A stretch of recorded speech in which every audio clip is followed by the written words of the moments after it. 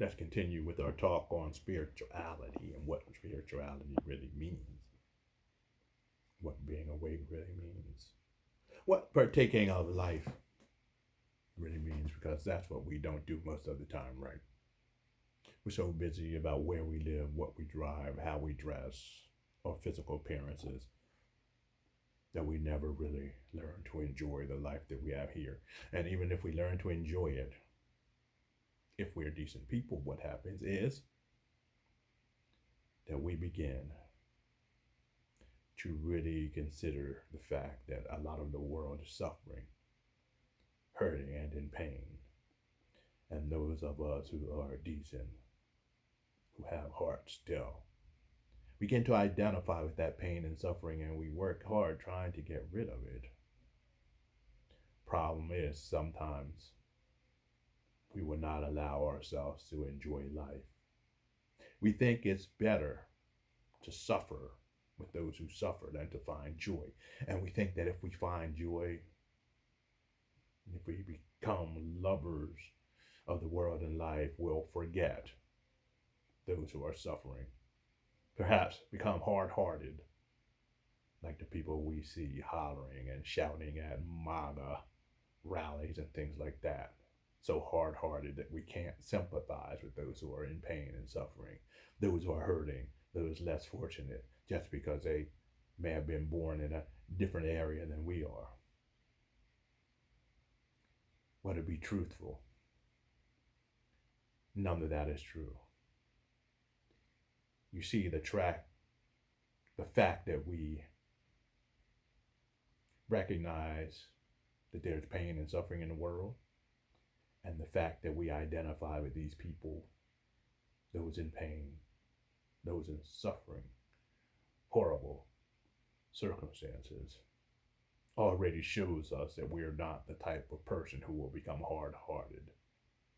We're not the type of person who will not care about other people.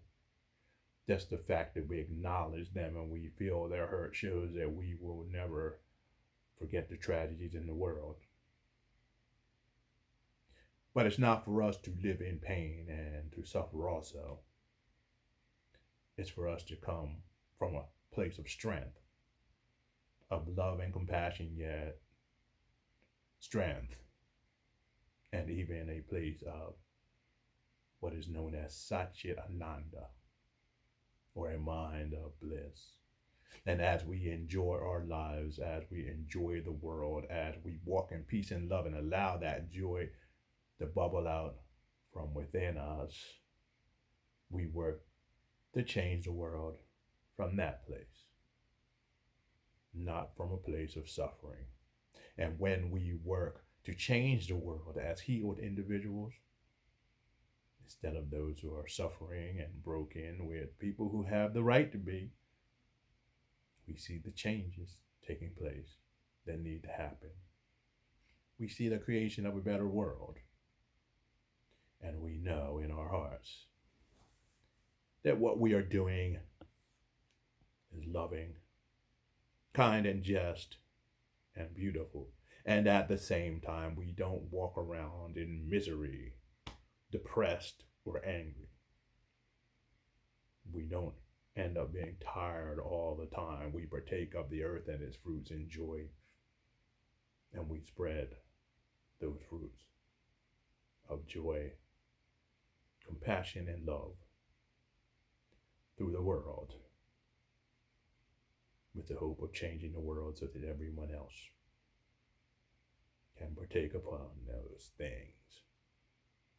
Because we wrestle not against flesh and blood, but spiritual wickedness in high places. Powers, principalities, and spiritual wickedness in high places, and this should be all too obvious even now. Even now, as people in high places are trying to destroy the chances that people have developed in order to get out of poverty.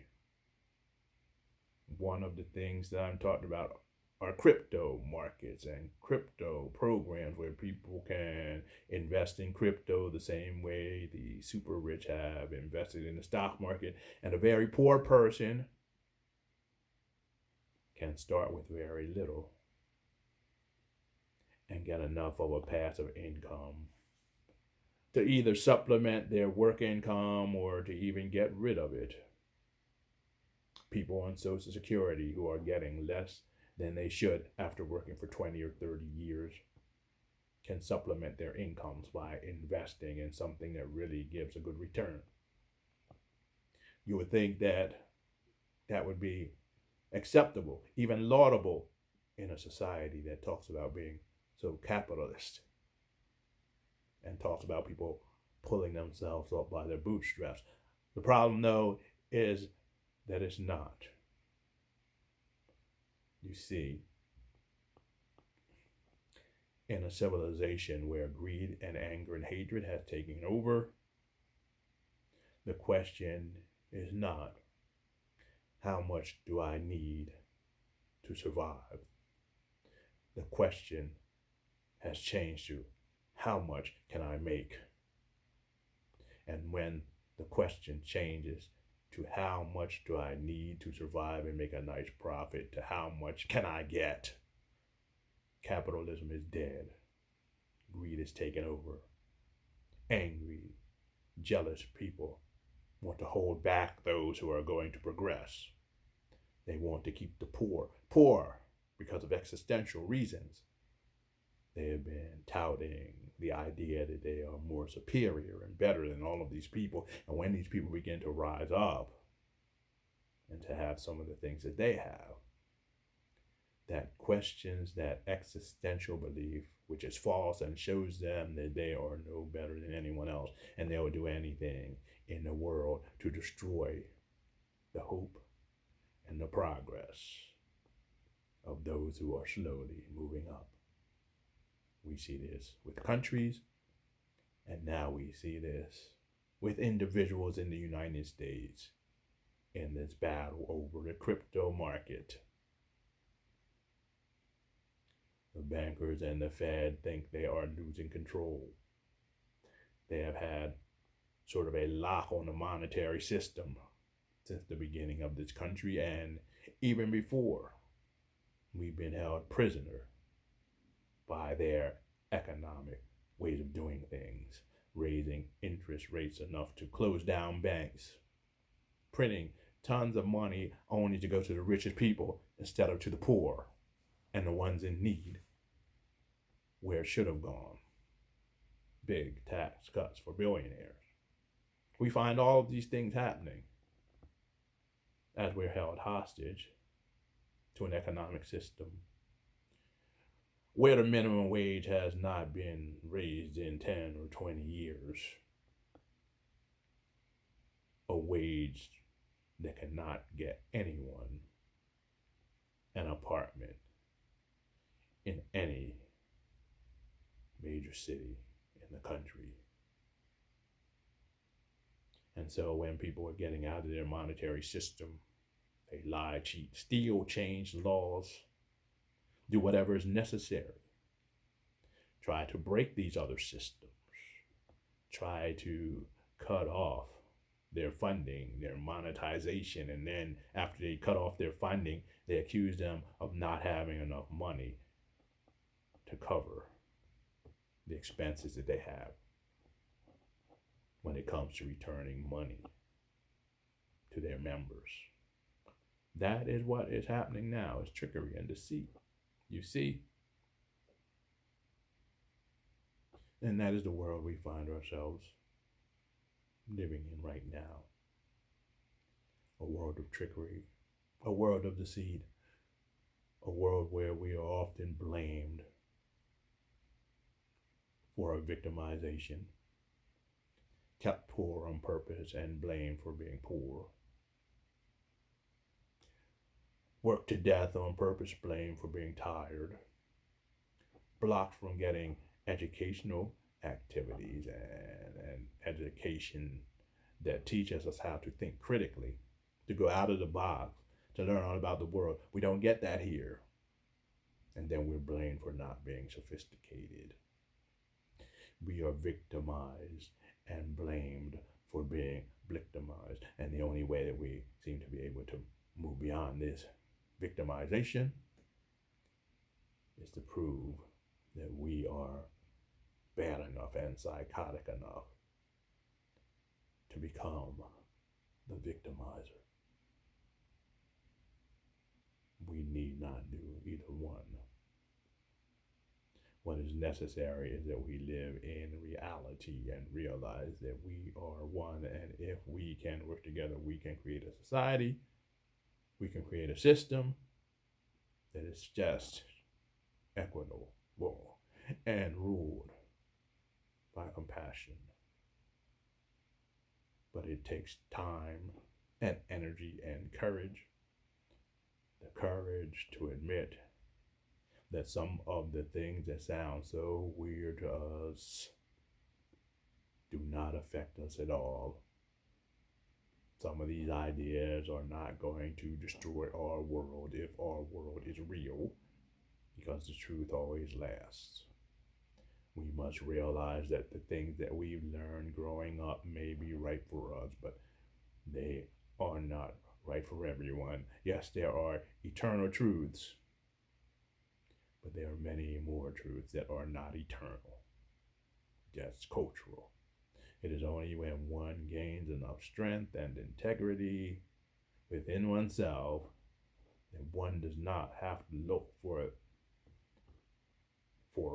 comfort and security and esteem from outside people, that one can live in a diverse community with all kinds of thoughts and ideas going around and be comfortable holding on to what one has.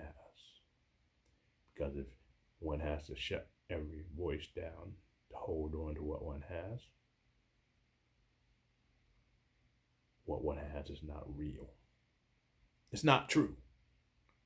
It's time for us to walk in truth. And this walking in truth, this living in truth, this being the truth, the way and the light, is the tenet of any religion that is worth anything. And that is the universal religious practice. If we do not practice that, we fool ourselves, we are dangerous, and we cause damage and death. So let us move forward in a way that brings forth life, light, and hope. Learning to dance, to sing, to move, to experience joy, and to express that joy wherever we go, chasing away the darkness, not with a stick, no, but with a very soothing, warm light, one that dims, a dim light, rather than one that dazzles, making people shut their eyes, unable to see. Be a dim, comfortable light instead of one that dazzles, and you will see how the darkness before you falls, the very subatomic structure is changed so that darkness is changed to life. Thanks for being with us again. Hit the link below to subscribe. Give us a thumbs up. Leave us with some comments. If you have any questions or any suggestions that we'd like to talk about, and even share this with your friends, family members, and like-minded individuals so we can begin to grow this YouTube channel. Nowadays, with all the censorship and the machinations taking place, especially in social media, it's more and more difficult to do so. Thanks for being a partner with us. We look forward to dropping another video soon. Below you will find a link to our website, www.nextstepcoaching.mysite.com, and it is a website that teaches you and every one of us to live a good life on passive income. Namaste, everyone.